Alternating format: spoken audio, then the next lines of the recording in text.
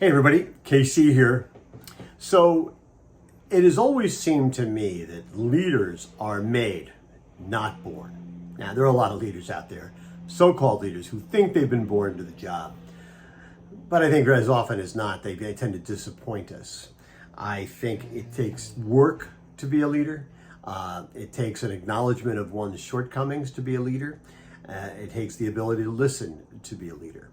And to shift with, not so much with prevailing winds, but having a sense of where the world is going, where your constituencies are going, whether it's in business or government or politics, whatever it has to be, and understanding that one needs to be in sync with your constituency's priorities, and yet understanding that sometimes you have to lead beyond whatever your constituency seems to want.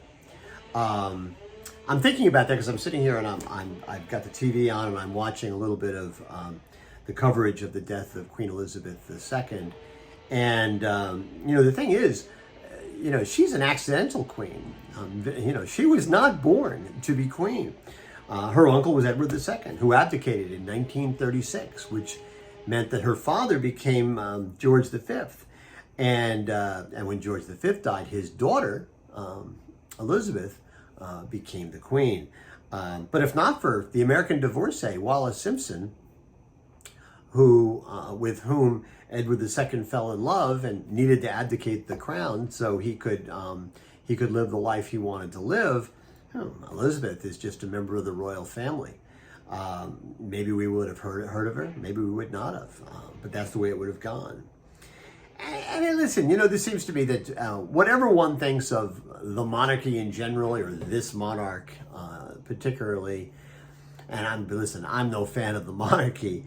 I think it has to be acknowledged that she did live a life of service, albeit really well compensated service. They got a lot of houses, a lot of money, and it seems like everybody drives an Aston Martin.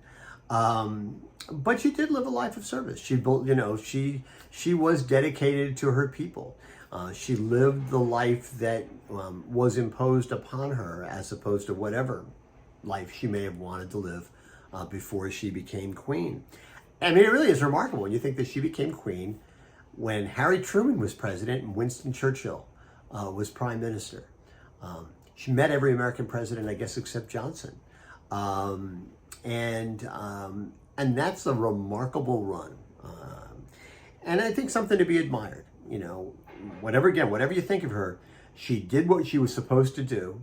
She fulfilled her duties and did so in a way that was sustained, and I think at some level admirable. And I think people who are trying to figure out how to be leaders could do worse than to look at elements of her reign and say, there's something I can learn from that.